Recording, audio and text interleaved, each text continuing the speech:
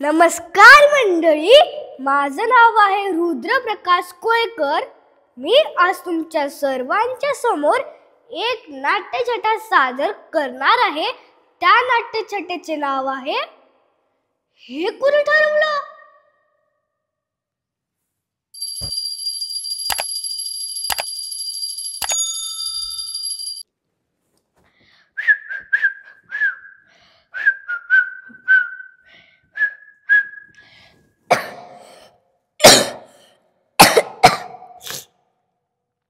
अरे अरे चिंटू, असं कसं पडलास? किती लागले तुला? बघ, हे बघ, मी फुंकर घालतो.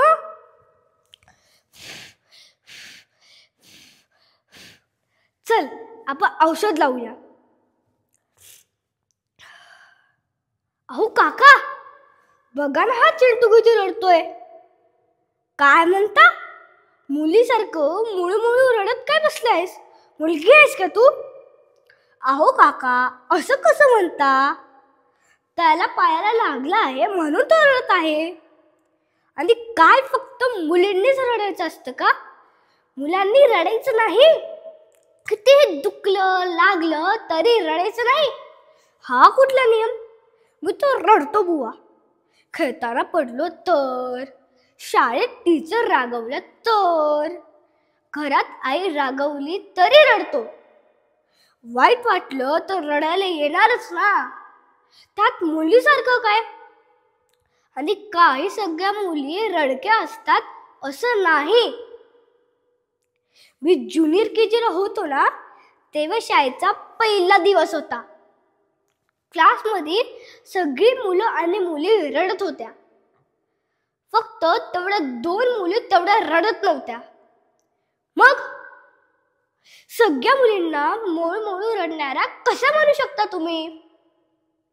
काका, हे सगळं मुलांनी असं वागायचं आणि मुलींनी असं वागायचं हे कुणी ठरवलं? मागच्या आठवड्यातली गोष्ट. आमच्या दादाची फुटबॉलची मॅच होती. त्यांच्या टीमने खूप प्रॅक्टिस केली होती. पण मॅचच्या वेळी त्यांना काहीच जमलं नाही आणि ते हरले. दादाला खूप वाईट वाटलं. खरं तर रडायलाच येत होतं त्याला. पण कितीही प्रयत्नपूर्वक तो डोळ्यातलं पाणी अडवत होता. कारण कोणी म्हणायला नको ना, रडतोस का? मुलगी आहेस का तू? आमच्या लहानपणापासून तुम्ही मोठ्यांनी ठरवलेलं असतं. मुलींसाठी वेगळं खेळ, मुलांसाठी वेगळं खेळ. मुलींसाठी बाहुली भातुकली आणि मुलांसाठी बॅट बॉल गन. मुलींनी नाजूक गोड वागायचं आणि मुलांनी नाजूक वागायचं नाही, हळवं असायचं नाही. एखादी मुलगी असलीच दंगखोर तर तिला म्हणायचं, अगदी दांडगोबा आहेस मुलांसारखं. मुलींनी घरात किचनमध्ये आईला मदत करायची आणि मुलांनी मात्र बसून खायचं. मग नंतर होते पंचायत. आता काका बघा ना, तुमचा मुलगा समीर दादा चाललाय ना अमेरिकेला. अमेरिकेत काही कामवाल्या बायका नसतात म्हणे. मग आता सगळं शिकायला लागत आहे ना त्याला.